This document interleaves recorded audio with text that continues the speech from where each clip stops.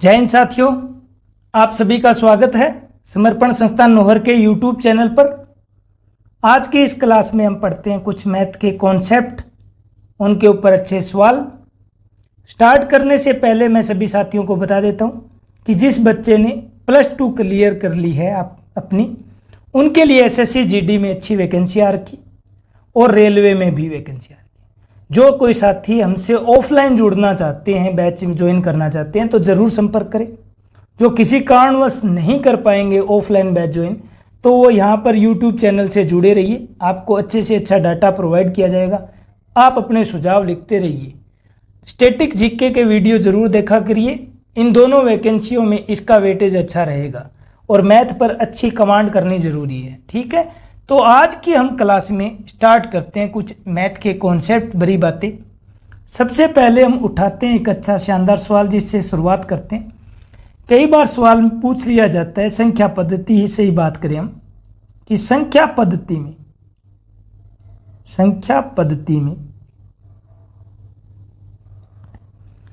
8 अंकों की कुल कितनी संख्या है? 8 अंकों की कुल कितनी संख्याएं हैं? कुल कितनी संख्याएं हैं? कुल कितनी पूर्ण संख्याएं लिखते भी, पूर्ण संख्याएं, कुल कितनी पूर्ण संख्याएं? हमें पता है कि एक अंक की कितनी संख्याएं हैं हमारे पास, 1 2 3 4 5 6 7 8 9।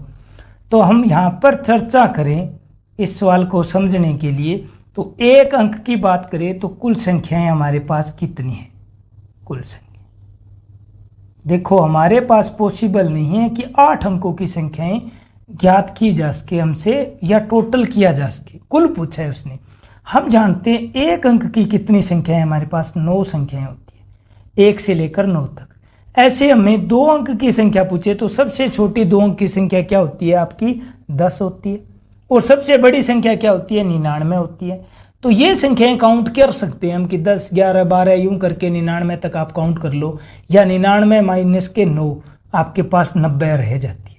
क्योंकि 1 से लेकर 100 तक आपके पास में 2 अंकों की बात करें तो 1 से लेकर 99 हो गई, 99 तक। और हम उसमें से एक अंक की संख्या घटा दे, एक अंक की संख्या कितनी है? 9 है, घटा दे तो आपके पास 90 बच जाती है। तो यहाँ तक तो हम याद कर सकते हैं। अगर कह दे 3 अंक की, तो जैसे सबसे छोटी संख्या 100 हो गई 3 अंक की, बड़ी संख्या क्या हो गई? 999 हो गई। अब इनके बीच की संख्याएं काउंट करना, टोटल करना हमारे लिए मुश्किल हो जाता है। इसका कॉन्सेप्ट पढ़ते हैं। जब भी पूछ लिया जाए, 1 अंक की पूछे, 2 अंक की पूछे, 3 अंक की पूछे, हमें कुछ नहीं करना, 9 तो सदैव लिखना ही लिखना है 9। और मल्टीप्लाई में करना है आपको 10। क्या रहेगा? हर बार 10 का गुणा करना है। अब जो जितने अंक की पूछे उससे 1 कम पावर कर देना 10 की। जैसे मैं 1 अंक की पूछी तो 1 से 1 कम करोगे, कितना हुआ? 0। हम जानते हैं, पढ़ के आए हैं घातांक करनी, कि किसी की भी पावर 0 होने पर उसका मान 1 होता है। तो आप खुद बताओ, 9 गुणा में 1 आपका क्या बन गया? 9 बन गया। ऐसे ही 2 अंक की पूछ ली जाए तो क्या करना है? हमें 10 की पावर उससे कम लिखनी है 1। 2 से 1 कम लिखी, आपने क्या लिखा? 1। तो 10 गुणा में 9 क्या हो गया आपके पास? 90। देखो आंसर आ चुका है आपके पास यहाँ पर 90। ये तो सिंपल था। अब अगर पूछ लिया जाए 3 अंक की कुल कितनी संख्या है, तो हमें लिखना है 9 गुणा में 10 की पावर 3 अंक की पूछी है तो इससे 1 कम कर दो, क्या लिखूं? 2। 10 की पावर 2 हम जानते हैं कितना होता है भाई? 100 होता है। 100 गुणा में 9 आपके पास आंसर आ जाता है 900। हमसे इस सवाल में क्या पूछा गया है? हमसे पूछा गया है 8 अंक की कुल कितनी संख्या है। हमें क्या लिखना है? 9 तो मल्टीप्लाई में लिखना ही है, गुणा में 10 की पावर 8 का पूछा है तो 1 कम कर दो, कितना? आपका आंसर है 9 गुणा में 10 की पावर 7। ठीक है, हमें क्या लिखना है? ध्यान रखिए, जब भी पूछे 8 अंकों की तो 9 तो लिखना ही लिखना है, मल्टीप्लाई में 10 की पावर। अगर 8 अंक की पूछता है तो 1 कम कर दो, कितनी लिखूं? पावर 7। ये आपका आंसर है 9 गुणा में 10 की पावर 7। अगर इसी सवाल में पूछ लिया होता उसने कि 7 अंक की संख्या बताओ, तो क्या लिखना है हमें? क्या हो जाएगा आपका आंसर? 9 गुणा में 10 की पावर कितनी भाई? 1 कम कर दो 7 से, 6। ये आपका आंसर होगा बेहतरीन सवाल है, हर किसी को नहीं आएगा। ये छोटे छोटे कॉन्सेप्ट पकड़ने जरूरी होते हैं जो आपके एक नंबर किसी से भी आगे ले जाएगा, जो कि आपका सिलेक्शन कराता है। अब इसी में हम सेकंड सवाल पर बढ़ते हैं। तो मोस्ट इम्पोर्टेंट रहेगा सभी परीक्षाओं की तैयारी कर रहे साथियों के लिए, वो चैप्टर रहता है अभाज्य गुणनखंड। ध्यान रखिए, अभाज्य गुणनखंड की बात करेंगे। अभाज्य गुणनखंड किसी भी तैयारी कर रहे हो आप कंपटीशन की, उसके लिए मैथ अगर आपके टॉपिक है तो उसमें अभाज्य गुणनखंड मोस्ट इंपॉर्टेंट रहेगा। Prime number factor, prime factor आपका मोस्ट इंपॉर्टेंट रहेगा। पढ़ते हैं भाई क्या रहता है अभाज्य गुणनखंड। तो सबसे पहले हमें पता होना चाहिए कि अभाज्य संख्याएं क्या होती है। अभाज्य संख्याएं, सबसे पहले हमें प्राइम नंबर पता होना चाहिए, अभाज्य संख्याएं पता होनी चाहिए। याद रखिएगा वो अंक जिसका खुद का ही भाग जाता हो या उसमें एक का भाग जाता हो। तो सबसे छोटा प्राइम नंबर 2 होता है। 2 एकमात्र सम अभाज्य संख्या है, ध्यान रखना, एकमात्र इवन प्राइम नंबर है। बाकी सारे के सारे विषम मिलेंगे 1, 3, 5, 7। ध्यान रखिए 9 नहीं लिखना है क्योंकि 9 में 3 का भी जाता है, 9 का भी जाता है, जिसके 2 फैक्टर बनते हो, एक तो खुद बनता हो और एक बनता हो। इसका मतलब अगला हो जाएगा आपके पास 11, 13, ऐसे ही 17, 19, 23 यूं चलेंगे आपके। ठीक है, ये अभाज्य संख्या होती है। आपके लिए इंपॉर्टेंट बात यही है कि एक है वो न भाज्य है और ना अभाज्य है। ध्यान रखना, इंपॉर्टेंट बात रहेगी कि एक अंक है या संख्या एक है वो ना भाज्य है ना अभाज्य है। तो प्राइम संख्याओं की बात करें तो सबसे छोटा प्राइम नंबर क्या होता है? 2 होता है भाई। 2 एकमात्र सम अभाज्य संख्या है। अब जब भी प्राइम फैक्टर पूछता है तो हमें जो भी संख्या दी गई है हमें प्राइम संख्याओं में तोड़नी है उसको, और जो पावर आती है उनका टोटल ही आपका आंसर होगा। सवाल उठाते हैं, समझते हैं इस चीज को। क्या करना है, जो भी आपको सवाल में दिया गया है उसको हमें प्राइम नंबर में तोड़ना है और उनकी घातों को जोड़ देना है। जैसे सवाल आ जाए 18 की पावर 3 दे दे, मल्टीप्लाई में आ जाए कि 35 की पावर 3 है, और फिर दे दिया जाए 27, और पूछ लिया जाए कि अभाज्य गुणनखंड की संख्या बताओ। अभाज्य गुणनखंड कितने होंगे इसके? ध्यान रखना, अभाज्य गुणनखंड पूछ रहा है, वो टोटल गुणनखंड नहीं पूछ रहा। ठीक है ना, टोटल नहीं पूछ रहा, टोटल नंबर ऑफ फैक्टर नहीं पूछ रहा, वो पूछ रहा है प्राइम फैक्टर। प्राइम फैक्टर पूछ रहा है कि कितने प्राइम फैक्टर होंगे इसके। तो देखो 18 हमें पता है अभाज्य संख्या नहीं है, क्योंकि अभाज्य संख्या तो 2, 3, 5, 7, 11, 13, 17, 19 ये वाली अभाज्य संख्याएं होती है।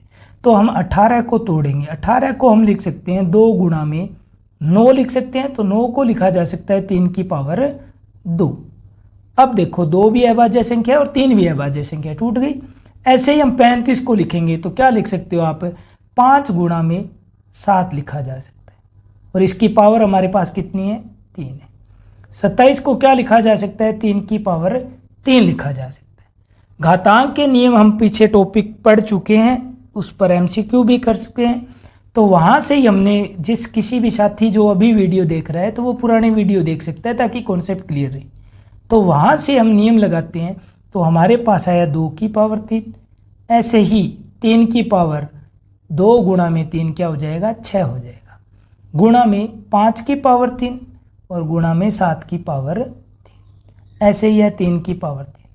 अभी सब के सब सिर्फ प्राइम फैक्टर होनी चाहिए। देखो 2, 3, 5, 7, 3, तो सबको सही सरल रूप में ले आओ। 2 की पावर 3 रह गई हमारे पास।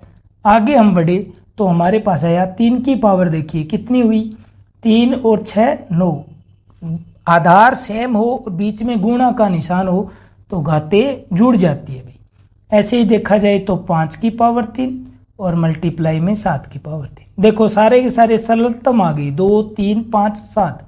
जब भी अभाज्य गुणनखंड पूछे, प्राइम नंबर फैक्टर पूछे, प्राइम नंबर फैक्टर, तो घातों का टोटल ही आपका आंसर होगा।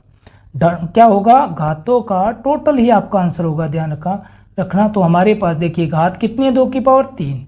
3 की पावर कितनी है? 9। फिर 3, जब हम इनका टोटल करेंगे तो हमारे पास क्या आंसर आ जाएगा, 18 आपका आंसर आ जाता है। अभी क्या पूछा उसने, प्राइम फैक्टर पूछा है। अगर इसी सवाल में पूछ लेता टोटल नंबर फैक्टर पूछ लेता, कुल गुणनखंड पूछ लेता, टोटल नंबर फैक्टर, अगर कुल गुणनखंड पूछ लेता तो ध्यान रखिए क्या कर रहे हैं, कुल गुणनखंड पूछे तो हमेशा जो घात आई है प्राइम संख्याओं की उनको एक बढ़ा दो। जैसे 2 की पावर 3 है, एक बढ़ाओगे कितनी हो जाएगी, 4 हो जाएगी। 3 की पावर 9 है, एक बढ़ाओ कितनी हो जाएगी, 10 हो जाएगी। 5 की पावर 3 है, एक बढ़ाओ क्या हो जाएगी, 4। ऐसे ही 7 की पावर 3 है, एक बढ़ाओ क्या हो जाएगी, 4। तो हमेशा घातों को एक बढ़ाकर मल्टीप्लाई कर देना, आपके टोटल नंबर फैक्टर आ जाएंगे। तो हमने देखा तो 4 की पावर 3 64 और गुणा में है 10 तो 664 आपका 640 आपका आंसर आ जाता है। हमें क्या करना है, प्राइम फैक्टर पूछे तो सभी संख्याओं को प्राइम नंबर में की घात में तोड़ना है, फिर उनकी घातों का टोटल ही आपका आंसर होगा। अगर टोटल नंबर फैक्टर पूछ ले, कुल गुणनखंड पूछ ले, तो जो घात आई है उनको एक बढ़ाओ और आपस में मल्टीप्लाई कर दो। सभी घातों को एक एक बढ़ाते हुए मल्टीप्लाई कर दो, आपका आंसर आ जाएगा। चलिए एक सवाल और देख लेते हैं हम, अभाज्य गुणनखंड पर एक सवाल और देख लेते हैं। जैसे हमारे पास आ जाए 25 की पावर 12, मल्टीप्लाई में आ जाए 10 की पावर 7 और फिर मल्टीप्लाई में आ जाए आपके पास में 14 की पावर 7। और ध्यान रखना कि गुणनफल में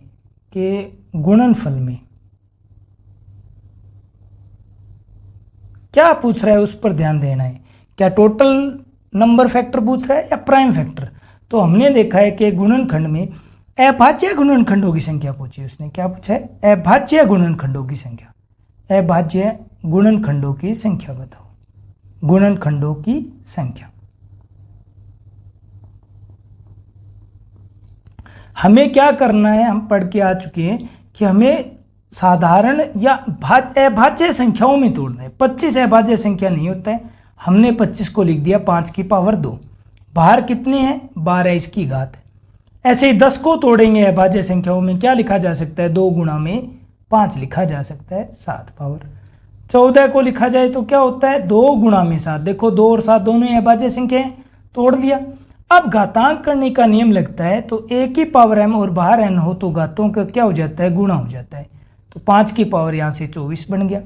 ऐसे ही 2 की पावर 7 और मल्टीप्लाई में 5 की पावर 7 आपके पास आया। यहाँ से भी 2 की पावर 7 और मल्टीप्लाई में 7 की पावर 7 आ गया। देखो अभाज्य गुणनखंड है, 2 बार आया है तो सभी को सरल करते हैं। तो 2 की पावर 7 गुणा में 2 की पावर 7, आधार एक जैसे हो, गुणा का निशान हो तो घातें जुड़ जाती है, 7 और 7 14 हो गई। ऐसे ही 5 की पावर 24 और गुणा में 5 की पावर 7, आधार एक जैसे, बीच में गुणा का निशान, घातें जुड़ गई। 24 और 7 कितने हो गए आपके पास, 31। और 7 की पावर कितनी है, 7 है। अब हमसे पूछा क्या है, अभाज्य गुणनखंड। तो हम जानते हैं अभाज्य गुणनखंड क्या होते हैं, जो घात है उनका टोटल ही आपका आंसर होता है। बस ध्यान ये रखना है कि क्या सारे के सारे अभाज्य संख्याएं बन गई। देखो 2 5 7 बन गई। अब उनके घातों का टोटल ही आपके पास आंसर होगा। तो हमारे पास आंसर क्या आ जाता है, 52 आपका आंसर हो जाता है। 52 इसका आंसर हो जाता है। वापिस से देख लेते हैं हमने क्या किया है।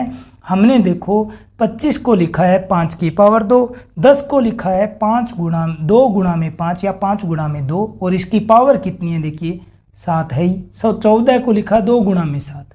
घातांक के नियम लगाए जिससे 5 की पावर 24 हो गया और 2 की पावर 7 गुणा में 5 की पावर 7। अगर बीच में गुणा का निशान हो, घात सेम हो तो अलग अलग घातें लगा सकते हैं, जिस वजह से 2 की पावर 7 गुणा में 5 की पावर 7 लिखा है। और गुणा में आगे निकला तो 2 की पावर 7 और 7 की पावर 7। अब 2 वाली संख्याओं को पास लिखो, 5 वाली को और 7 को। तो 2 की पावर 7 गुणा में 2 की पावर 7 क्या होते हैं, 2 की पावर 14। ऐसे ही 5 की पावर 31, 7 की पावर 7। अभाज्य गुणनखंड पूछे तो घातों का जोड़, अगर पूछता कुल गुणनखंड तो प्रत्येक की घात को 1 बढ़ाकर मल्टीप्लाई कर देते भी। चलिए एक सवाल और देख लिया जाए इस पर, तो आपका अच्छा सवाल बन करके आ जाता है। जैसे में पूछा जाए कि 323 के अभाज्य गुणनखंडों की संख्या बताओ। अभाज्य गुणनखंडों की संख्या, प्राइम फैक्टर की संख्या पूछिए, गुणनखंडों की संख्या।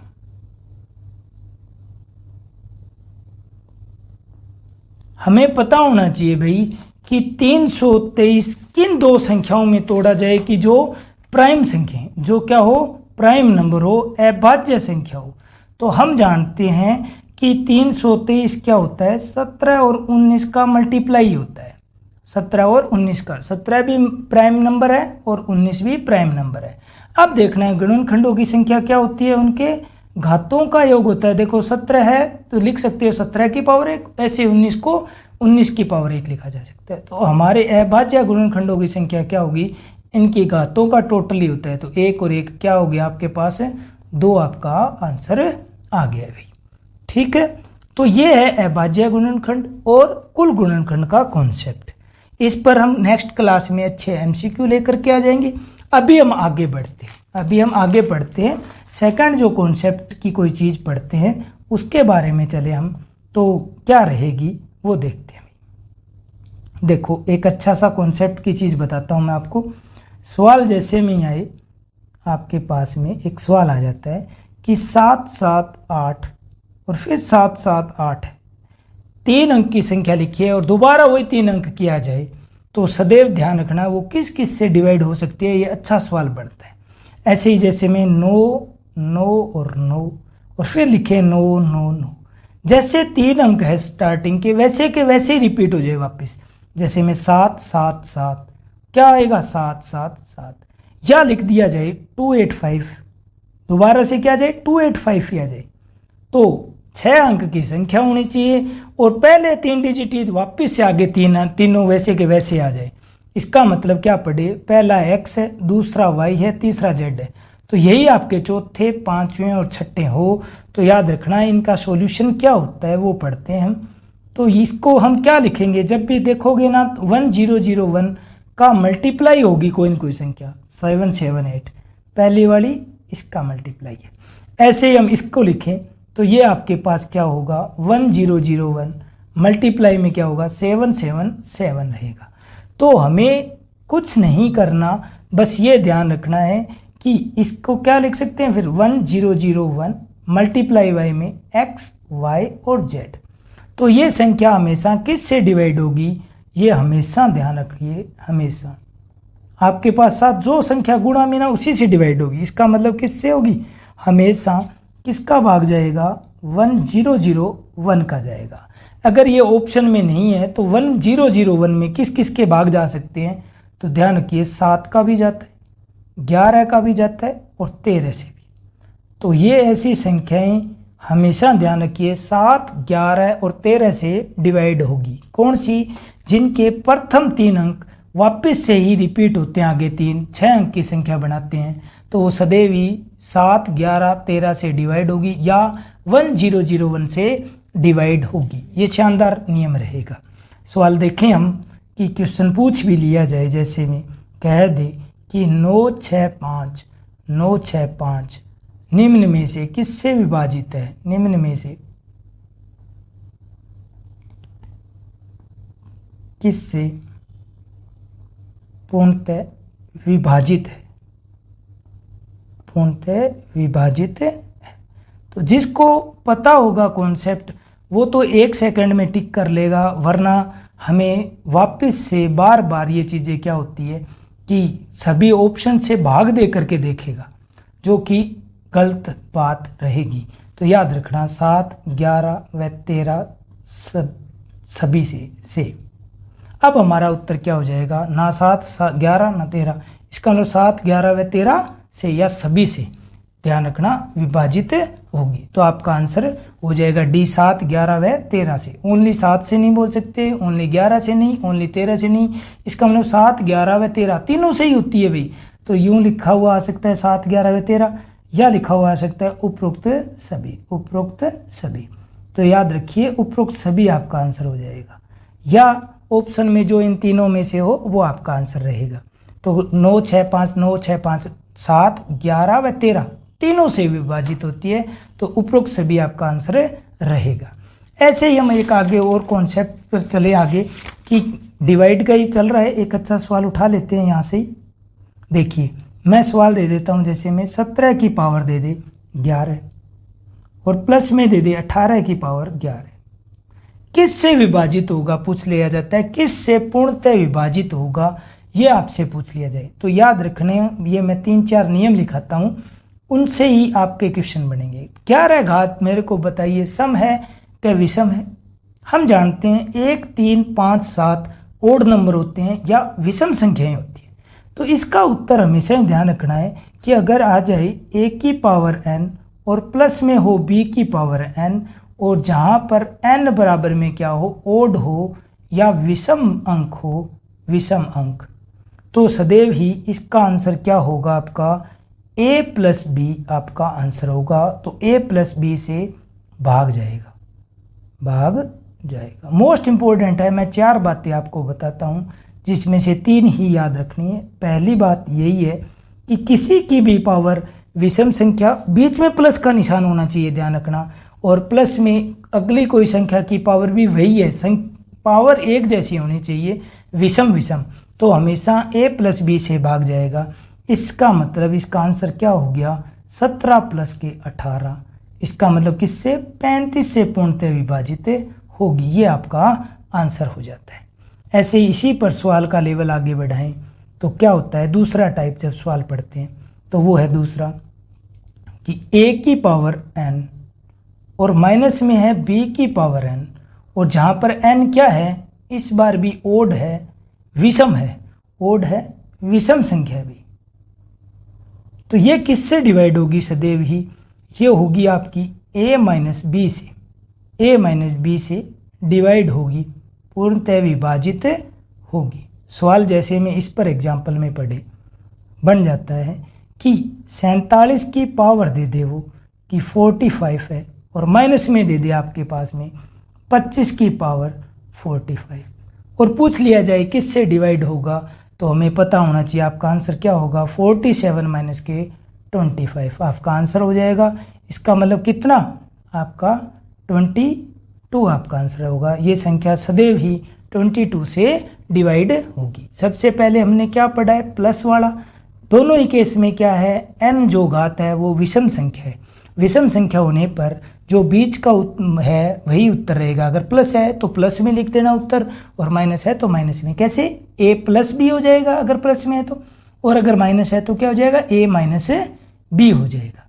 तीसरी चीज़ हम इस पर पढ़े कि ये तो हमने माइनस प्लस और माइनस में कौन सी बातें पढ़ ली, जब घात क्या हो, विषम हो। अब बात करें घात सम हो तो, जैसे में तीसरी चीज़ हम पढ़े यहाँ पर, तीसरी चीज़ जब पढ़ते हैं तो जैसे में पढ़ा हमने 13 की पावर 8 और माइनस में है 11 की पावर 8, ये किससे विभाजित होगा, तो यहाँ पर हम नियम यहाँ लिख रहे हैं a की पावर n और बाहर हो b की पावर n। बट शर्त क्या है इस बार, n क्या है, इवन है, सम संख्या है। क्या है, सम संख्या है। इस केस में ध्यान रखना, हम ये पढ़ते हैं, जानते हैं कि a square minus B square, खुद बताओ दो यहाँ पर क्या है, सम संख्या है। इसका सॉल्यूशन सदैव होता है a प्लस बी और a माइनस बी होता है कि नहीं होता है। बस यही कॉन्सेप्ट आपका यहाँ पर चलेगा कि जब भी a की पावर n और माइनस में b की पावर n है तो ये सदैव किससे विभाजित होगी, a प्लस बी और a माइनस बी से विभाजित होगी, या इनके मल्टीप्लाई से विभाजित होगी। तो हमारा उत्तर क्या हो जाता है इस केस में, 13 प्लस के 11 मल्टीप्लाई में क्या हो गया, 13 माइनस के 11। हमारा आंसर आया 13 और 11 हो गया आपके पास 24 मल्टीप्लाई बाई 2। तो वो संख्या 48 से विभाजित होगी बोल सकते हो, या वो संख्या 24, 2 और 48 तीनों से विभाजित होगी, पूर्णतः विभाजित होगी। तो आपका आंसर हो जाता है 48, आपका आंसर रहेगा। अच्छा सवाल है। देखिए तो ये 3 ही नियम रहते हैं।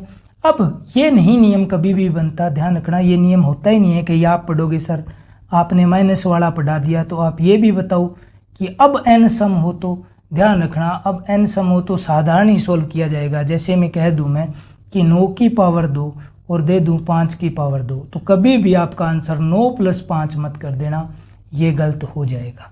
ठीक है, तो अब का इसका नॉर्मली करना पड़ेगा। 9 की स्क्वायर 81 और ये 20, इनका टोटल ही आपका आंसर रहेगा 106।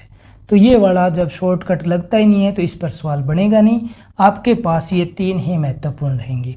क्या रहेगा भाई, एक तो रहता है कि a की पावर n और प्लस में हो b की पावर n। केस क्या है, 2 केस ओड के है और एक केस इवन का है। जब ओड का केस है तो जो बीच में निशान है वो कर दो, आपका उत्तर हो जाएगा। जैसे में प्लस का निशान है तो a + b आंसर हो गया। अगर माइनस का निशान है तो क्या उत्तर कर देना है, a - b कर देना है। और जब आ जाता है इवन नंबर तो हमेशा छोटे से इवन वाला फॉर्मूला याद कर लो। देखो a - b की होल स्क्वायर का सूत्र हम जानते हैं, a + b × a - b होता है। तो हमें यही याद रखना है कि जब भी किसी की घात इवन में हो, सम में हो और बीच में माइनस का निशान हो, घातें एक जैसी हो, तो वो सदैव किससे डिवाइड होंगी, a + b × a - b। इस हिसाब से आपका उत्तर आया था 48। ये अच्छा इंपॉर्टेंट नियम रहता है। कल की क्लास में हम इस पर भी MCQ कर लेंगे। और आज हम इतनी चीज़ें जिस चीज़ को पढ़ा है अच्छे से नोट कर लीजिए। कुछ कॉन्सेप्ट की कल क्लास रखेंगे और साथ में MCQ करेंगे। एक्स्ट्रा सवाल वो भी उठा लेंगे जिन पर डायरेक्ट कोई ट्रिक लग रही हो, शानदार सवाल हम सोल्व कर लेंगे। तो आज की हम प्रैक्टिस में एक सवाल आपको होमवर्क के लिए दे देते हैं। अच्छा सवाल रहेगा, आप ज़रूर इसका आंसर बताइएगा। पेपर में काफ़ी दफ़ा ये देखने को मिल जाता है, सवाल आ जाए कि 7 + 77 प्लस में 777 और प्लस में आपका जाए 7777, इसका टोटल रेलवे वगैरह है GD वाले, इसका आंसर ज़रूर देना। ये अच्छा सवाल है आपके लिए। एक सवाल और देख लेते हैं जो कि आपके लिए आसान रहे कि आपके पास आ सकता है 106 का मल्टीप्लाई है और फिर घटाना क्या आपको है 94 और फिर 94। अच्छा सवाल रहेगा, इसका मैं ऑप्शन दे देता हूं आपको, इसका सॉल्यूशन करके बताना है क्या आपका आंसर है। देखिए टाइम बचाने वाली ट्रिक लगेगी कोई न कोई, तो ध्यान से थोड़ा सा टाइम बचाने का कॉन्सेप्ट होगा पक्का। तो A, B और C, D दे देता हूं मैं आपको ऑप्शन में, देख लीजिएगा। जो सही लगे आप उत्तर जरूर कमेंट बॉक्स में दीजिए। और ऑप्शन D है NOTA none of these above. तो इन दोनों के आप कमेंट बॉक्स में आप आंसर कमेंट कीजिए। वीडियो कैसे लग रहे हैं ज़रूर कमेंट कीजिए। ज़्यादा से ज़्यादा बच्चों को शेयर कीजिए। जो बच्चे ऑफलाइन कोचिंग करना चाहते हैं वो हमसे ज़रूर संपर्क करें। हमारा पता है sector number 5 Nohar, Hanumangarh district में तहसील है नौहर। ठीक है, अगर यहाँ पर पॉसिबल है तो आप कीजिए, या जो बच्चे हम तक नहीं पहुँच सकते वो वीडियो कंप्लीट देखें।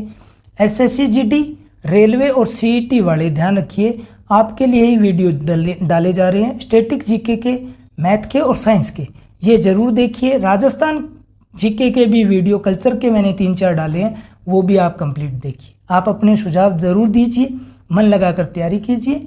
All the best. जय हिंद, जय भारत। धन्यवाद साथियों।